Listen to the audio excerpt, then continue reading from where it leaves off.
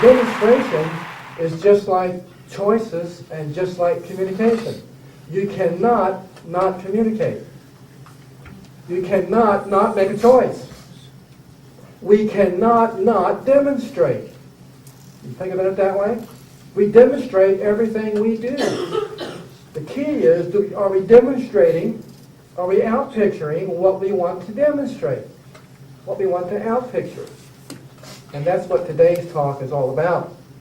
There's new interest these days in the placebo effect because placebos are real, they are powerful and transformational, and heaven forbid, they actually work. Traditional medicine has always recognized the power of placebos as a healing agent. And the pharmaceutical industry, as you can imagine, uses placebos as the foundation of its multi-billion-dollar drug industry. But the rise of alternative medicine and integrative healing is changing the way the medical community is practicing medicine. But there's one thing the medical community has always known about placebos. They work, and they're predictable, and they're dependable, and they're transformational. For example, in Hooper's Medical Dictionary of 1811, a placebo was defined as any so-called medicine given to please rather than benefit the patient. That's how they defined it. In the 1973 edition of the Dictionary of Behavioral Sciences was a little bit more kind on the subject of placebos. It said, a placebo is a substance with no medicinal properties which causes a patient to improve because of the belief in its efficacy. In 2002, the National Institutes of Health, Jenny, finally held a conference on the subject of placebos and decided that placebos are the external effect of an internal cause. Sounds logical, but here's what else they concluded. You may want to fasten your seatbelts. 90% of all illnesses they uncovered heal themselves. 90%, in case you didn't hear it, 90% of all illnesses heal themselves. Medical treatments account for 10% of the outcomes of diseases.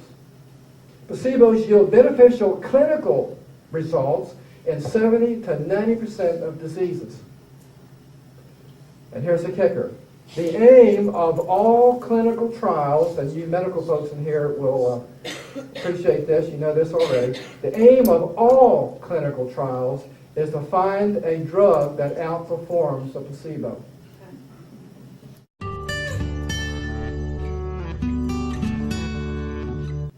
Pregnant women who were experiencing nausea and vomiting were told that a prescribed tonic would eliminate the problem. And so the tonic was syrup of apeke, a drug that actually induces vomiting. Not one of the women vomited after receiving the placebo.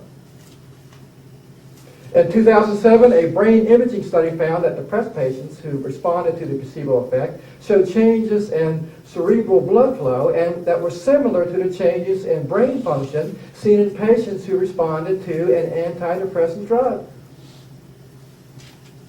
In 2009, Irving Kirsch, a psychologist at the University of Connecticut, found that the effectiveness of Prozac and similar drugs may be attributed almost entirely to the placebo effect.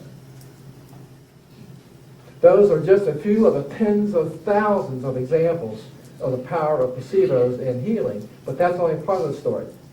There's such a thing as the nocebo effect, which is the opposite of the placebo effect. Nocebos worsen symptoms and do harm.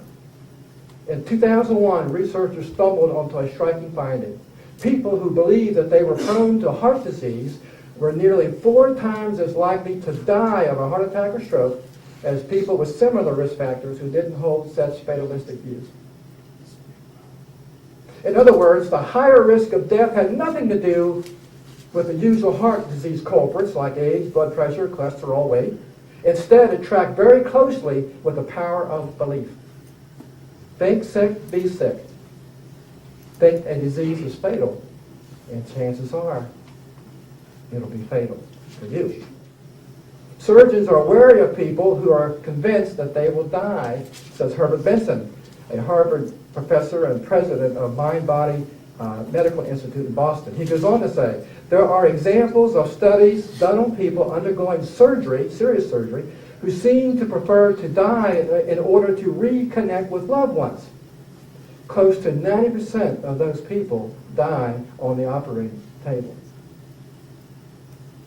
The Hebrew Testament character of Job, remember good old Job, discovered the power of nocebos.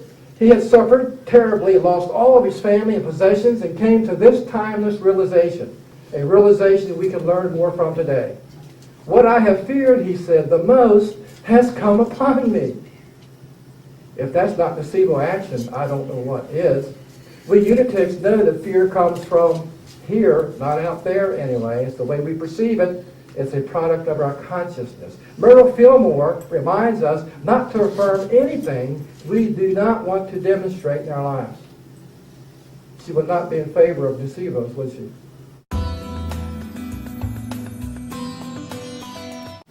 But there's one thing we unitics understand about the power of believing. It's an inside-out process. We know that thoughts underwrite our reality and that the universe is localized in our individual consciousness. It's all here. We believe in the power of affirmative prayer. We believe in the power of positive affirmations. We believe in the power of visualizing health and wealth and prosperity. We believe in affirming the highest and best for ourselves and everyone. We believe in the power of mind over molecules. When you think about it, prayer, faith, positive affirmations, visualizing health and success, healing touch, meditation, I call it meditation, and denying the power of outer appearances are all powerful placebos. And they work because they are the outpicturing of our consciousness. And by the way, the word placebo can be traced back to the 14th century when it was used in vesper services, of all things. It derives from a Latin translation of Psalm 116:9, which says, Placebo dominico in regione vivorum, which means, I will please the Lord in the land of the living. That's a direct translation. Let me give you a metaphysical spin on that. I will please. Well, in the Sanskrit, please can really translate out to apply. Lord, of course, means mind, and land of the living means for the sake of the body. So metaphysically interpreted, it means I will apply the mind for the sake of the body. It's not only beautiful, it's transformative because it's true. Not only about placebos, but about belief and prayer. Everything that we do, it is our mind, our consciousness that creates our reality. I'm going to say this without reservation or equivocation. You won't find a drug that outperforms faith. Doesn't exist, you're not going to find it.